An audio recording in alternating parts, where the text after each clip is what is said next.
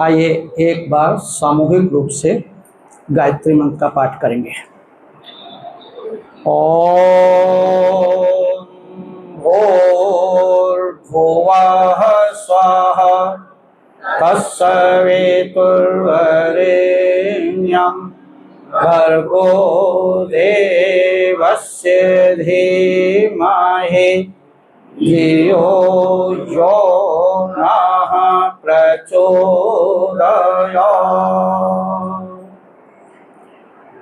ॐ स्तुतो मयो वरदो वेदमाता प्रचोदयन्तां पावमानि द्विजानाम् आयुः प्राणं प्रजां पशुं कीर्तिं द्रविणं ब्रह्मवर्चसं मह्यं दत्त्वा व्रजत ब्रह्मलोकम्। आदर और सम्मान के योग्य सुयोग्य प्रधान सम्माननीय दीवान साहब, सम्माननीय मंत्री जी श्री गुप्ता जी और कोषाध्यक्ष सम्माननीय राजपूत जी, उपस्थित भद्र पुरुषों, सम्माननीय मातृशक्ति। बहुत ही सुंदर वातावरण में हम सब मिल करके यज्ञ कार्य संपन्न कर रहे थे। तदुपरांत आपने 2 सुंदर भजनों का श्रवण किया है। आए उसी तरफ थोड़ा सा संकेत करते हुए चर्चा करने का प्रयास करेंगे। पहली बात तो कही गई कि युद्ध के संबंध में आप कुछ प्रकाश डालिए।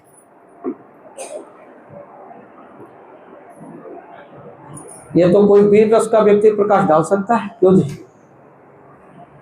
खैर, मैं निवेदन करना चाहूंगा कि हम जो अभी मंत्रों का पाठ कर रहे थे, सर्वदेशिक सभा से जो निर्देशन था और प्रतिनिधि सभा की तरफ से जो निर्देश किया गया था, उसके आधार पर हमने यहाँ पर यज्ञ के अंदर आहुति दी है।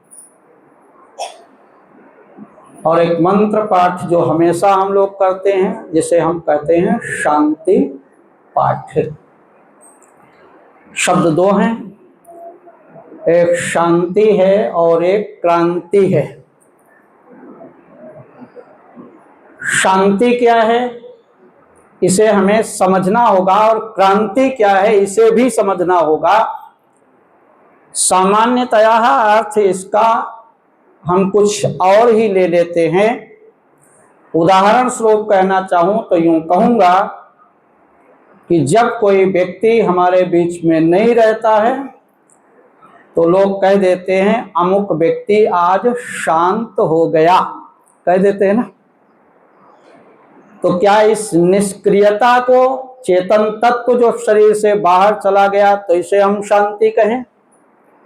अगर इसे हम शांति कहते हैं तो कहते हैं बड़े बड़े नगरों के कत्लखानों में सूर्य निकलने से पहले ही कितनों को शांति मिल जाती है। इसलिए कहा गया कि ये वास्तव में शांति नहीं है। शांति का अर्थ है सामंजस्य।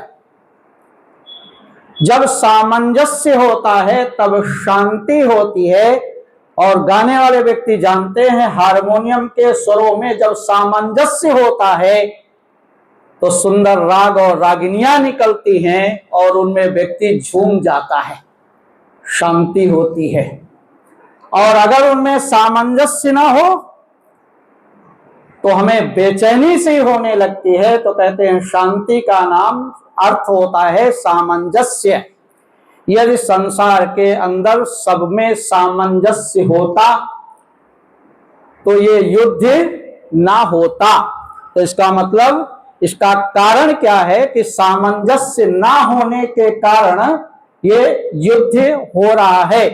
समाधान क्या है? सामंजस्य हो जाए तो समस्या का समाधान हो जाएगा। और क्रांति का मतलब है किसी विशेष कार्य को लेकर के जब हम उसे क्रांति कर देते हैं, अर्थात उस कार्य में लग जाते हैं और विशेष उन्नति की तरफ उसे बढ़ा देते हैं, तब उसे हम क्रांति कहते हैं। किसी वस्तु के तोड़ फोड़ करके उसके स्वरूप को बदल देना क्रांति नहीं है, बल्कि और निखार देने की बात जब आती है तो कहते उसे क्रांति कहते हैं। इस वेद मंत्र के अंतर्गत 10 चीजों में शांति की कामना की गई है, और 10 चीजों में नहीं बल्कि कहा गया है जैसी जैसी शांति इन तत्वों में है, देव शांति, देव में जैसी शांति है, अंतरिक्ष में जैसी शांति है, जैसे पृथ्वी में शांति है, अर्थात सामंजस्य है, वैसा 10 बोलने के बाद कहा प्रभु ऐसी कृपा करना, सा मां शांति, वही शांति मुझे भी प्रदान कर देना। अर्थात हमारे अंदर वो सामर्थ्य होना चाहिए कि हम सामंजस्य अपने अंदर भी बिठा सके। कभी कभी व्यक्ति मौन भी होता है लेकिन अंदर का सामंजस्य ठीक नहीं होता है तो बेचैनी होती है, और अंदर हमारे सामंजस्य ठीक होता है तो हमें आनंद का अनुभव होता है। इसलिए कहा गया कि हम जीवन के अंदर ये युद्ध जो चलते हैं, चाहे वो जीवन के अंदर का हो और चाहे बाहर संसार का हो, ये सामंजस्य की कमी के कारण ऐसे युद्ध हुआ करते हैं। इसलिए कहते संसार में जिस दिन सामंजस्य हो जाएगा, मनुष्य मनुष्य को प्यार करने लगेगा। इसलिए हमारे यहाँ मंत्र पाठ होते हैं, संगच्छध्वम संवदध्वम सम्मो मनांसि जानताम देवा भागम यथा पूर्वे संजानाना उपासते की कामना हमारे यहाँ की गई है। और कहा इस तरह से जब हम सब मिल करके रहते हैं तब शांति होती है, और जब हम बिखराव की तरफ चले जाते हैं तो हमारे यहाँ युद्ध शुरू हो जाते हैं। तो युद्ध का कारण केवल सामंजस्य ना होना ही है, और ये तभी संभव हो सकता है जब सामंजस्य हो। इसके लिए व्यक्ति स्वयं प्रयास करे, और जो हमने प्रार्थना की है तो प्रार्थना के माध्यम से जितना हमारा पुरुषार्थ हो सकता है, जितना हमारा प्रयास हो सकता है, उतना हम भी यदि प्रयास करते हैं तो सफलता अवश्य में प्राप्त हो जाया करती है। मात्र यज्ञ करने से, हवन में आहुति देने से शांति, क्योंकि युद्ध नहीं रुकेगा। युद्ध का मतलब ये जो हमारे जीवन में भी युद्ध चल रहा है, आध्यात्मिक दृष्टिकोण से जब देखेंगे तो यहाँ बस सामंजस्य ले आइए तो हमेशा शांति ही शांति बनी रहेगी। इसलिए मैं आपसे निवेदन कर रहा था, इसलिए कहा गया परमात्मा ऐसी दया दृष्टि करे। और जैसे अन्य पदार्थों में कुछ लोग कह देते हैं ना, इन पदार्थों में शांति करना, अंतरिक्ष में शांति देना, इनमें तो शांति है, शांति हमारे अंदर नहीं है। इसलिए प्रभु से कहते हैं कि, और उदाहरण देते हुए कहते हैं जैसी उनमें शांति है, जैसा उनमें सामंजस्य है। साइंस के लोग बैठे हैं, मुझे तो ज्यादा इसमें पता नहीं है। अच्छा, जल का जो सूत्र है ना, वो जल बर्फ हो जाए तब भी वही सूत्र रहेगा, क्यों जी? वाष्प बन जाए तब भी वही सूत्र रहेगा, सामान्य बहता हुआ जल हो तभी वही सूत्र रहेगा। यानी उसमें सामंजस्य बना हुआ है, इसलिए वह जल जल है। तो कहते हैं जब हमारे अंदर सामंजस्य होता है तब हम भी मनुष्य कहलाने के अधिकारी हो जाया करते हैं। इसके लिए प्रभु से प्रार्थना भी आवश्यक है, पुरुषार्थ भी करना आवश्यक है। आज का जो विषय था उस तरफ अगर थोड़ा सा इसे मोड़ने का प्रयास करूं तो यूं कहूंगा, जो अभी मंत्र पाठ हो रहे थे उनमें भाई किशन लाल शास्त्री जी ने कह दिया, पूर्णमदः पूर्णमिदं पूर्णात् पूर्णमुदच्यते पूर्णस्य पूर्णमादाय पूर्णमेवावशिष्यते। इस पर भी संकेत थोड़ा सा कर देना चाहूंगा और निवेदन करना चाहूंगा। इसमें कहा गया है पूर्णम अदः, यह वह पूर्ण है, और पूर्णम इदम, यह भी पूर्ण है। अर्थात परमपिता परमात्मा भी पूर्ण है और इसका बनाया हुआ संसार भी पूर्ण है। हम त्रुटि और गलती निकालते रहते हैं, अपनी सुविधा के अनुसार देखते हैं। जो हमें अनुकूल नहीं दिखता है हम कह देते ये कमी रह गई, जो अनुकूल देखता है उसमें हम चुप रह जाते हैं। तो कहते हैं वह भी पूर्ण है, यह भी पूर्ण है, और फिर कहा पूर्ण में से पूर्ण निकाला जाता है। फिर कहा और विशेषता क्या है, तो कहते उस पूर्ण में से भी पूर्ण को जब निकाल लेते हैं तब भी पूर्ण ही बचता है। अच्छा, ये कौन सा गणित है? विचित्र है ना। उपनिषदकार लिखते हैं कि पूर्ण में से पूर्ण निकालो तब भी वो पूर्ण बच जाया करता है। हम सांसारिक दृष्टिकोण से देखते हैं, दो में दो जब हम मिला देते हैं तो बोलो कितने हो जाएंगे जी? 4। और दो में से दो निकाल दें तो कितने रह जाएंगे? 0। तो वहां तो कहा गया है कि दो में जब दो जोड़ते हैं तभी 4 होता है, और दो घटा देते तो 0 हो जाता है। तो ये कौन सा गणित है जिसमें कहते हैं पूर्ण से पूर्ण भी निकाल दो तब भी वह पूर्ण ही बचा रहता है? ऐसा ये कौन सा गणित है? तब उपनिषदकार एक बात लिखते हैं और वो कहते हैं, और ये उपनिषदकार हैं डॉक्टर सत्यव्रत जी, उन्होंने लिखा है और वो कहते हैं कि पूर्ण में से जब पूर्ण निकालते हैं तो पूर्ण ही बचेगा। ये गणित कौन सा है? तो कहते हैं इस चीज को 3 भागों में बांटना पड़ेगा। एक तो भौतिक जगत, एक बांटना पड़ेगा, कहना पड़ेगा ये जीवात्मा का जगत, और एक परमात्मा का जगत। 3 भाग कर देंगे। कितने जी भाग किए हमने? 3। एक भौतिक जगत, तो भौतिक जगत में 2 में 2 जोड़ोगे तो 4 होगा, 2 में 2 घटाएंगे तो सबको पता है, बच्चे को भी पता है, 0 हो जाएगा। ये भौतिक जगत का गणित है, वहां ऐसा ही चलेगा। इसके विपरीत यदि हम करने लगेंगे तो वो गलत हो जाएगा। तो भौतिक जगत में जोड़ने से चीज जुड़ती है और घटाने से घटती है। ये भौतिक जगत का इतिहास है। और फिर कहते हैं, निवेदन कर देना चाहूंगा, अध्यात्म जीवात्मा के जगत में तो कहते हैं इसमें क्या होता है? तो इसमें कहते कभी कभी जोड़ने से घट भी जाता है और घटाने से बढ़ भी जाता है, दोनों हो जाता है। इसमें दोनों होता है। और उदाहरण दिया और कहा वैसे ही होता है जैसे कोई व्यक्ति हमारे सामने आए और हम उसको बड़ा प्रेम और स्नेह दें तो उसकी प्रतिक्रिया होगी ना, क्यों जी? उसके चेहरे पर भी प्रसन्नता होगी और उसकी प्रसन्नता को देख करके हमारी प्रसन्नता और हमारा और प्रेम बढ़ जाएगा ना, ये हो जाएगा। कोई व्यक्ति गाली दे रहा हो, कोई व्यक्ति गाली दे रहा हो और हम उसको उसके बजाय प्रेम देने का प्रयास करें तो या तो उसका वो दे रहा है उसका या तो क्रोध घट जाएगा या समाप्त हो जाएगा, और हमें क्रोध, अच्छा उसके देने के बाद भी हमें क्रोध नहीं आ रहा है, हमारा बढ़ा भी नहीं।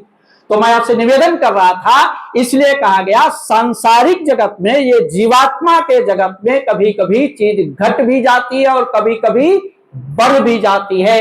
लेकिन परमात्मा का एक अध्यात्म जो जगत है, परमात्मा का जो जगत है वह पूर्ण है, पूर्ण रहेगा। उसमें पूर्ण जोड़िए या पूर्ण निकालिए। तो क्या हमारी सामर्थ्य है कि हम पूर्ण में पूर्ण जोड़ें?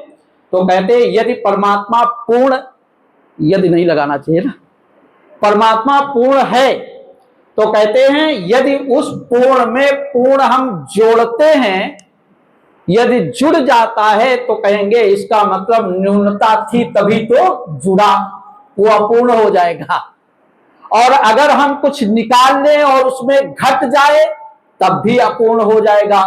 तो परमात्मा हर स्थिति में पूर्ण होने के कारण उसमें ना तो जोड़ा जा सकता है और ना घटाया जा सकता है। हाँ, यूं जरूर है, हम उससे उसकी भक्ति करते हैं, उससे आशीर्वाद लेते हैं तो वो पूर्ण का पूर्ण भी बना रहता है, उसमें किसी भी प्रकार की न्यूनता नहीं आती है। तब आपसे मैं निवेदन कर रहा था, इसलिए ये मंत्र पाठ करते हुए कहते हैं पूर्णमदः पूर्णमिदं पूर्णात् पूर्णमुदच्यते पूर्णस्य पूर्णमादाय पूर्णमेव अवशिष्यते। हे परमात्मन, जैसे आप पूर्ण हैं, उस पूर्णता का कुछ अंश भी अगर हमें मिल जाए तो हम आनंद का अनुभव करेंगे। इसलिए वेद के इस मंत्र का पाठ करते हुए भी, वैसे उपनिषद का है लेकिन हम प्रयोग करते हैं पाठ करके, इसमें यज्ञ के अंदर आहुति हम इसे दिया करते हैं।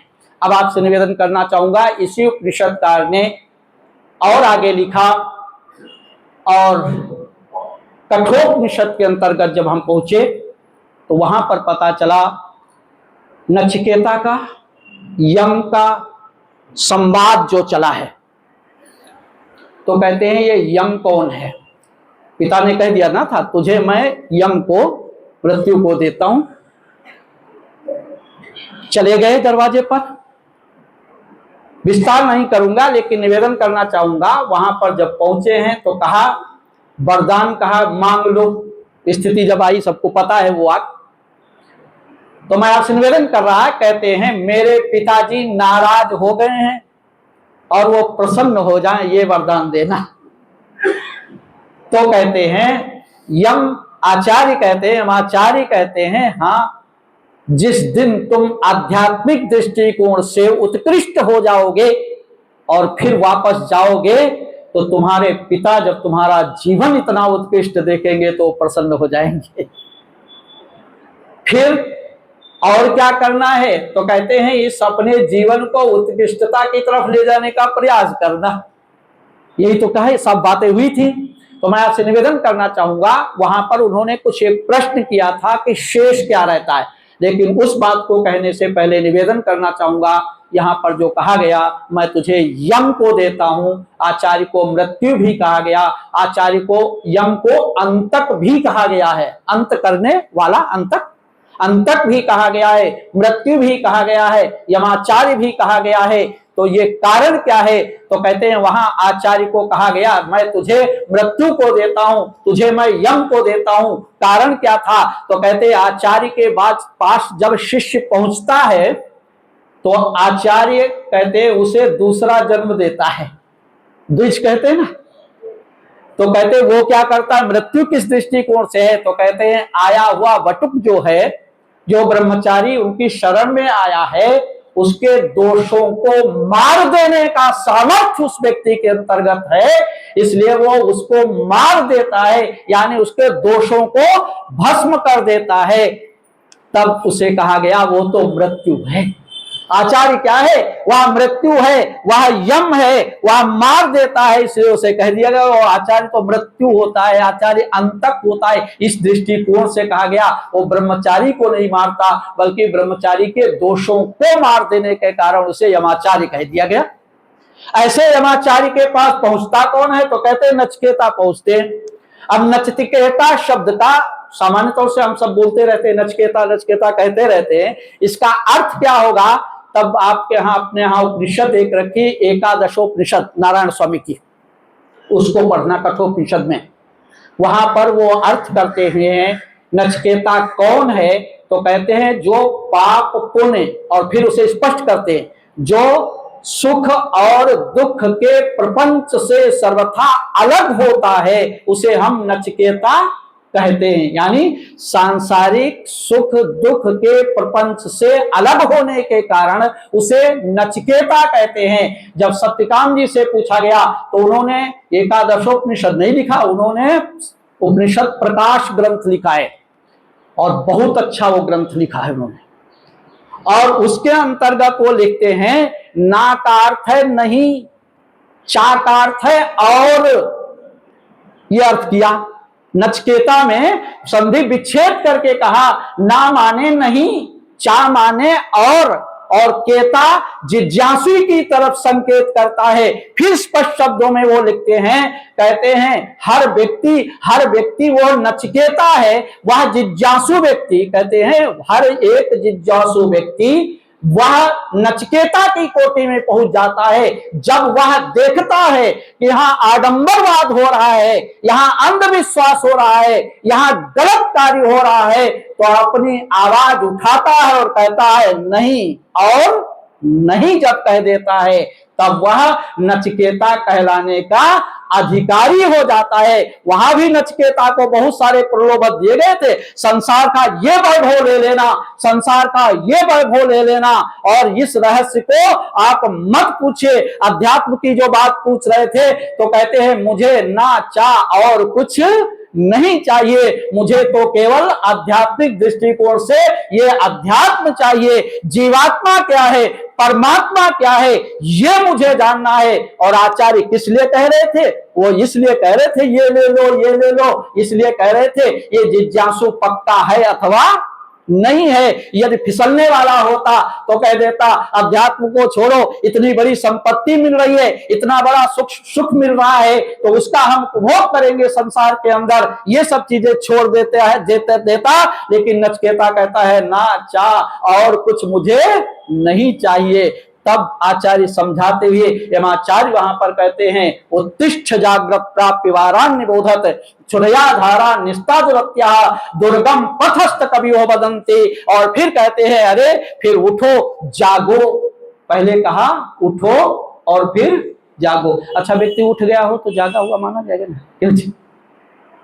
पहले जागता है फिर उठता है, लेकिन कहा नहीं उठो और फिर जागो। तो यहां पर सीधा सा अर्थ है, सामान्य तौर से हम नेत्र खोल करके चल रहे होते हैं, संसार की प्रक्रियाएं कर रहे होते हैं, इस व्यक्ति को ना उठा तो कह सकते हैं, लेकिन जागा हुआ नहीं कह सकते हैं। जागा हुआ कौन सा होगा? तो कहते हैं जिसके जीवन में अध्यात्म आ जाता है वह व्यक्ति वास्तव में जागा हुआ होता है। तो कहते हैं इस तरह से जागने का प्रयास करना, उठने का प्रयास करना। तो वहां पर निवेदन कर देना चाहता हूं, समय सीमा है, चर्चा फिर भी कर लेंगे, लेकिन थोड़ी सी चर्चा उसमें कर देना चाहूंगा।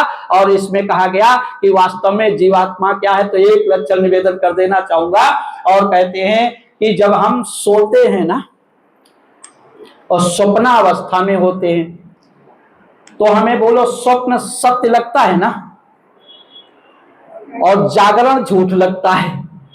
और जब हम जाग जाते हैं तब स्वप्न झूठा लगता है और जागरण हमें सच्चा लगता है। तो कहते हैं इन दोनों के बीच में जो सच्चा है, जो इस बात का अनुभव कर रहा होता है, वही तो जीवात्मा हुआ करता है। ये समझाने का इसमें प्रयास किया। तब आपसे मैं निवेदन कर रहा था ये जीवात्मा क्या है? ये कहते हैं ये जीवात्मा जो हमारी समस्त क्रियाकलापों को वह देख रहा होता है। इसलिए कहा अरे अध्यात्म की तरफ जाना चाहते हो तो एक काम करना, ये इंद्रियों से कहते हैं वो दृष्टिगोचर क्यों नहीं होता? तो कहते हैं इसलिए नहीं होता, इसलिए नहीं होता क्योंकि इंद्रियां जो है बहिर्मुखी हैं, बाहर के पदार्थों को देखती हैं, शब्द स्पर्श रूप रस गंध जो इनके विषय हैं उस तरफ बढ़ने का प्रयास करती है, उस तरफ आकर्षित रहती है, अंदर देखने का प्रयास नहीं करती है। इसलिए ऐसी स्थिति आती है, हम अपने को पहचान नहीं पाते, परमात्मा को हम जान नहीं पाते हैं। तो कहते हैं जब बाहर से व्यक्ति अंदर की तरफ मुड़ जाता है, इसीलिए कहा गया था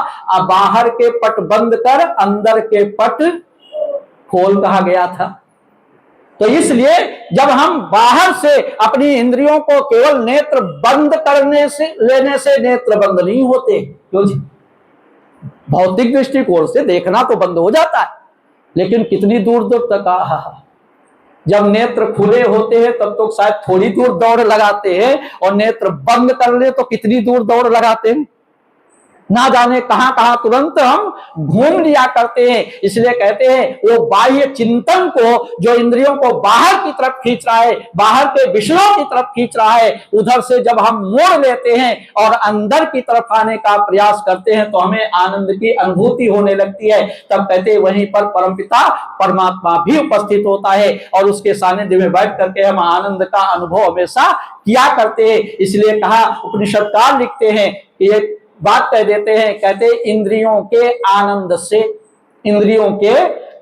से मन का आनंद बड़ा है, और मन के आनंद से बुद्धि का आनंद बड़ा है, बुद्धि के आनंद से आत्मा का आनंद बड़ा है, और कहते आत्मा के आनंद से भी परमात्मा का आनंद बड़ा है। इसलिए कहते हैं उस तरफ मुड़ने का प्रयास करना एक संसार का मार्ग है, एक अध्यात्म का मार्ग है। संसार के मार्ग में हम सुख तो पा सकते हैं, सुख दुख दोनों मिलेंगे, और हाथ क्या लगेगा लास्ट में? तो कहते हैं जन्म और मरण का चक्र ही हमारे हाथ लगेगा।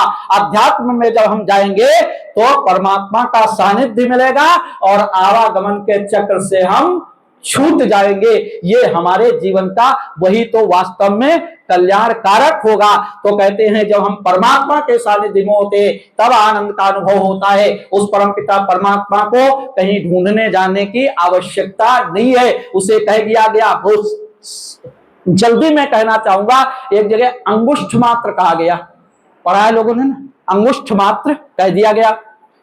कुछ लोगों ने व्याख्या की और कहा जीवात्मा का निवास स्थान कहाँ है, तो कहते हैं अंगुष्ठ मात्र, यहाँ पर जो तालु होता ना, भाभी ज्यादा जानती, छोटे बच्चों का ना धड़कता रहता है, तो कहते हैं वहां पर जीवात्मा का आवास होता है। और यही कारण है सारा शरीर निर्जीव हो जाए, जब तक ये डेड नहीं होता तब तक डॉक्टर कोई ये डेड घोषित उसे मरा हुआ घोषित नहीं कर सकता। तो कहते हैं वह अंगुष्ठ मात्र कहा गया, अरे यहाँ पर है अंगुष्ठ मात्र तो है, उसमें निवास उसका है और वहीं पर परम पिता परमात्मा का है। तो कहते हैं बस अंगुष्ठ मात्र तो है, उसको पकड़ लो। तो इसका मतलब ये है कि अंगूठे की तरह है, केवल उसको पकड़ लो। तो कहते हैं क्या इससे संपूर्ण पकड़ में आएगा? तब एक उदाहरण केवल मात्र दे करके निवेदन करूंगा। बच्चे को घुमाने जाते हैं ना, छोटे बच्चे को, अपने बच्चे को या पौत्र को पौत्री को, तो बच्चे क्या करते हैं, उंगली पकड़ते हैं या अंगूठा पकड़ करके, अक्सर उंगली पकड़ करके चलते हैं। अच्छा, एक उंगली बच्चा जब पकड़े होता है पिता की या माँ की, तो समझता है मैंने संपूर्ण पिता को पकड़ रखा है। एक उंगली केवल पकड़े हुए है, लेकिन ये मानता है कि संपूर्ण पिता को मैंने पकड़ रखा है। एक उंगली पकड़े है और ये मानता है कि संपूर्ण मां को मैंने पकड़ रखा है। तो कहते हैं बस परमपिता परमात्मा के थोड़े से सानिध्य को आप प्राप्त कर लीजिए, बस समझिए वो परमपिता परमात्मा पूरा हमें मिल गया। तो इस तरह से उस तरफ उसकी तरफ उससे मिलने का हमेशा प्रयास करना, उसे अंदर ढूंढने का प्रयास करना। इसलिए किसी ने कहा जंगल जंगल ढूंढ रहा है मृग अपनी कस्तूरी, और कितना मुश्किल है तय करना खुद से खुद की दूरी। जिस दिन हम खुद से खुद की दूरी तय कर देंगे, उस दिन हमारा सब संशय समाप्त हो जाएगा। हम उस आत्मा हैं और उस परमपिता परमात्मा से मिल लेंगे और हमारे जीवन का कल्याण होगा। अंतिम एक उदाहरण और दे देता हूं जल्दी में, और निवेदन कर देना चाहता हूं, ये जो लोग नहीं मानते ना ईश्वर को, अच्छा व्यक्ति मानता ही ना हो तो उसके लिए तो कहीं नहीं है, क्यों जी? अच्छा, जो मानता है उसके लिए सब कहीं है। अच्छा, उसके ना मानने से कि कहीं नहीं है, ऐसा नहीं है, ईश्वर तो सब जगह है, केवल वो मान नहीं रहा है। तो कहता है ऐसा ये व्यक्ति, एक शराब पीने वाला व्यक्ति मस्जिद में चला गया, मस्जिद में बैठ करके नमाज, वो शराब पीने लगा, मौलवी ने रोक दिया कि ये अल्लाह का घर है, यहां मत पीना। तो कहता है, वो व्यक्ति कहता है ये अल्लाह का घर है। तो कहते हैं अरे मौलवी बता, वो ऐसी जगह बता जहां खुदा ना हो, वहां जाकर के मैं पी लूं। ऐसी जगह तू बता जहां पर खुदा ना हो तो मैं जाकर के पी लो। तो कहते हैं अगर दिल में खुदा नहीं तो कहीं भी खुदा नहीं, अगर तेरे दिल में ही खुदा नहीं है तो कहीं भी खुदा नहीं। इसलिए निवेदन कर रहा था, वह परमपिता परमात्मा सर्वत्र है। जब हम अध्यात्म की तरफ जुड़ते हैं, अंदर की तरफ मुड़ते हैं, तब वो उसके हमें दर्शन होते हैं, उसका आभास होता है। दर्शन का मतलब अनुभव होना है, इन नेत्रों से दर्शन नहीं होते।